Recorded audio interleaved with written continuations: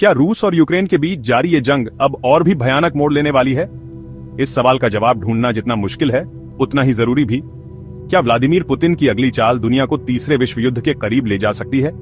Putin की रणनीतियों और उनके इरादों को समझना आसान नहीं है। 2022 में शुरू हुई रूस यूक्रेन जंग अब अपने तीसरे साल में प्रवेश कर चुकी है और हालात पहले से कहीं ज्यादा खतरनाक हो गए हैं। इस युद्ध ने न केवल दोनों देशों को बल्कि पूरी दुनिया को हिलाकर रख दिया है। रूस ने हाल ही में अपनी सैन्य कार्रवाई को और तेज कर दिया है, वहीं पश्चिमी देश यूक्रेन को हथियारों और सैन्य सहायता देने से पीछे नहीं हट रहे। यह संघर्ष अब एक वैश्विक मुद्दा बन चुका है जिसमें कई देश प्रत्यक्ष या अप्रत्यक्ष रूप से शामिल हो चुके हैं। लेकिन क्या इस जंग का कोई अंत है? यह सवाल हर किसी के मन में है। रूस ने हाल ही में यूक्रेन के कई बड़े शहरों पर ताबड़तोड़ हमले किए हैं। इन हमलों ने न केवल इमारतों को बल्कि लोगों के जीवन को भी तहस नहस कर दिया है। कीव, खार्किव और ओडेसा जैसी जगहों पर बमबारी जारी है। इन शहरों में रहने वाले लोग हर दिन डर और अनिश्चितता के साए में जी रहे हैं। वहीं यूक्रेन ने भी जवाबी हमलों में रूस के कई अहम ठिकानों को निशाना बनाया है। यूक्रेन की सेना ने अपनी ताकत और साहस का परिचय दिया है। अमेरिका और यूरोपीय देश खुले तौर पर यूक्रेन का समर्थन कर रहे हैं, जिससे रूस और पश्चिमी देशों के बीच टकराव और गहरा रहा है। यह समर्थन न केवल सैन्य बल्कि आर्थिक और राजनीतिक स्तर पर भी है। युद्ध का सबसे बड़ा मोड़ तब आया जब अमेरिका और नेटो देशों ने यूक्रेन को अत्याधुनिक हथियार दिए। इन हथियारों ने यूक्रेन की सैन्य क्षमता को बढ़ा दिया है। रूस इसे एक सीधा युद्ध मानता है और बार बार परमाणु हमले की धमकी दे चुका है। यह धमकी न केवल यूक्रेन बल्कि पूरी दुनिया के लिए एक गंभीर चिंता का विषय है। दूसरी ओर चीन और भारत जैसी महाशक्तियां इस संघर्ष में कूटनीतिक संतुलन बनाने की कोशिश कर रही हैं।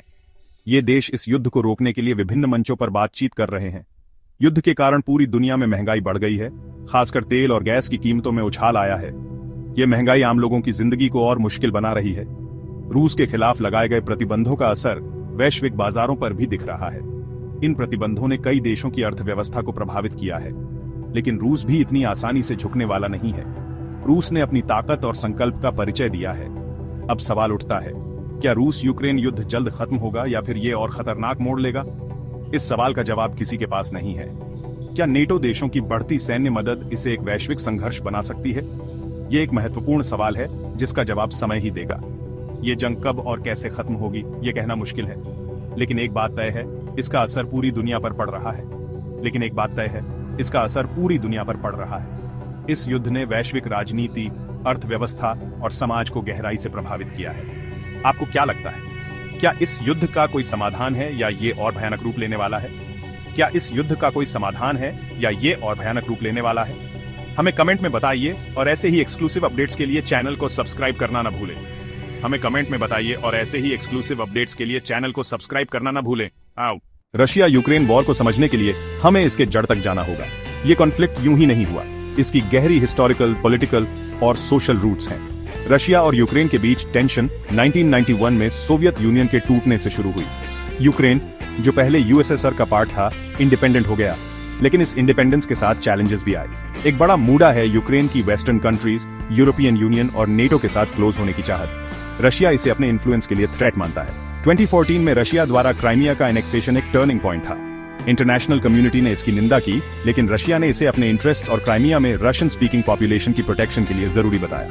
ईस्टर्न यूक्रेन में कॉन्फ्लिक्ट ने सिचुएशन को और बिगाड़ा, जहां सेपरेटिस्ट मूवमेंट्स रशिया के सपोर्ट से यूक्रेन गवर्नमेंट के खिलाफ लड़ रहे हैं। इन सेपरेटिस्ट रीजन्स ने इंडिपेंडेंस डिक्लेयर कर दी, लेकिन इंटरनेशनल कम्युनिटी ने उन्हें मान्यता नहीं दी।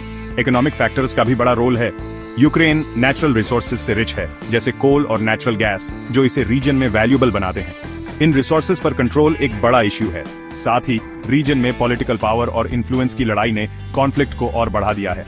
रशिया यूक्रेन वॉर की कॉम्प्लेक्सिटी को समझने के लिए इन रूट कॉजेज को समझना जरूरी है। ये सिर्फ टेरिटोरी की लड़ाई नहीं है, ये आइडियोलॉजीज, पावर और इन्फ्लुएंस की क्लैश है। जैसे जैसे कॉन्फ्लिक्ट बढ़ रहा है, दुनिया देख रही है रेजोल्यूशन की उम्मीद में, लेकिन वर्स्ट के लिए भी तैयार। आप क्या सोचते हैं? क्या कोई और फैक्टर्स हैं जिन पर हमें ध्यान देना चाहिए? कमेंट्स में बताइए और इन डेप्थ एनालिसिस और अपडेट्स के लिए हमारे चैनल को सब्सक्राइब करना ना भूलें। रशिया यूक्रेन झगड़ा क्या है ये समझने के लिए देखते हैं वो बड़े बड़े वाकये जो हुए। मतलब कौन सी चीजें हुई जिससे ये लड़ाई इतनी बढ़ गई। कई सारी घटनाएं हुई और हर घटना ने हालात और खराब कर दिए। सबसे बड़ी बात 2013-2014 में यूरो मैदान प्रोटेस्ट्स हुए। ये प्रोटेस्ट्स यूक्रेन की राजधानी कीव में शुरू हुए जब प्रेसिडेंट यानुकोविच ने यूरोपियन यूनियन के साथ एग्रीमेंट नहीं किया और रशिया से दोस्ती बढ़ाने की कोशिश की। लोगों को यह पसंद नहीं आया और वो सरकार बदलने और यूरोप के साथ जुड़ने के लिए प्रोटेस्ट करने लगे। सरकार ने जब लोगों पर जोर जबरदस्ती की तो और बवाल हो गया और यानुकोविच को भागना पड़ा। फिर मार्च 2014 में रशिया ने क्राइमिया पर कब्जा कर लिया। ये बहुत बड़ा मोड़ था। रशिया की फौज ने फटाफट कब्जा कर लिया और रेफरेंडम करवा लिया, जिसकी वजह से पूरी दुनिया ने रशिया को बुरा भला कहा और उस पर पाबंदियां लगा दी। इससे हालात और बिगड़ गए। डोनेट्स्क और लुहांस्क में कुछ लोग जो रशिया के साथ थे, उन्होंने यूक्रेन से अलग होने का ऐलान कर दिया। रशिया ने उनकी मदद की और वहां लड़ाई शुरू हो गई, जिसमें बहुत लोग मारे गए। जुलाई 2014 में मलेशिया एयरलाइंस फ्लाइट MH17 को मार गिराया गया, जिसमें 298 लोग मारे गए। कहा जाता है कि रशिया ने मिसाइल दिया था, जिससे ये हुआ।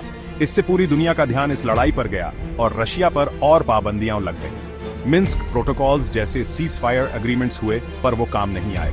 दोनों तरफ से लड़ाई चलती रही और हालात खराब होते गए। इस लड़ाई में बहुत लोग मारे गए और बेघर हो गए। यूक्रेन की इकोनॉमी और सोसाइटी को बहुत नुकसान हुआ और पूरी दुनिया पर इसका असर पड़ा। इन सब घटनाओं को समझने से हमें पता चलता है कि रशिया यूक्रेन की लड़ाई कितनी गंभीर है। आगे क्या होगा ये देखना है। दुनिया को उम्मीद भी है और डर भी। आपको क्या लगता है, कौन सी घटनाएं सबसे ज्यादा अहम थीं?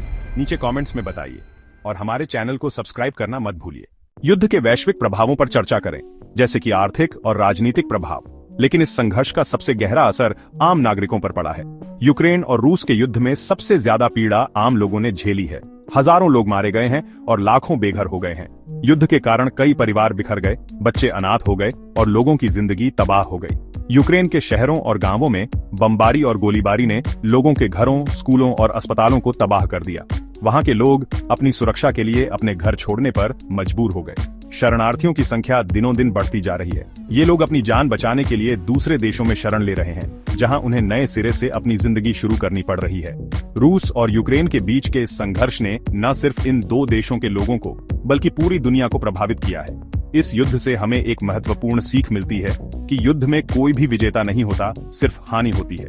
आप क्या सोचते हैं, इस संघर्ष का सबसे बड़ा नुकसान किसे हुआ है? नीचे कमेंट्स में बताइए और हमारे चैनल को सब्सक्राइब करना मत भूलिए। रशिया यूक्रेन वाला झगड़ा यार पूरी दुनिया में भूचाल ले आया है। मतलब सिर्फ वही नहीं, पर पूरी दुनिया की इकोनॉमी और पॉलिटिक्स पे भी असर पड़ा है। इस लड़ाई की वजह से दुनिया भर की सप्लाई चेन टूट गई है, जिससे कई देशों की इकोनॉमी को धक्का लगा है। पॉलिटिक्स में भी दोस्ती यारी की परीक्षा हो गई है और नई नई पॉलिटिकल टेंशन पैदा हो गई है। लेकिन इतनी गड़बड़ में भी एक उम्मीद की किरण दिख रही है। पूरी दुनिया के लोग मदद के लिए आगे आए हैं। जो लोग इस लड़ाई में फंस गए हैं, उनकी मदद करने के लिए कई संस्थाएं और देश खाना, रहने की जगह और दवाई जैसी मदद दे रहे हैं। रिफ्यूजी लोगों को और उन परिवारों को जिनका घर बार उजड़ गया है। हमने बहुत बड़ी नेकी और एकजुटता देखी है।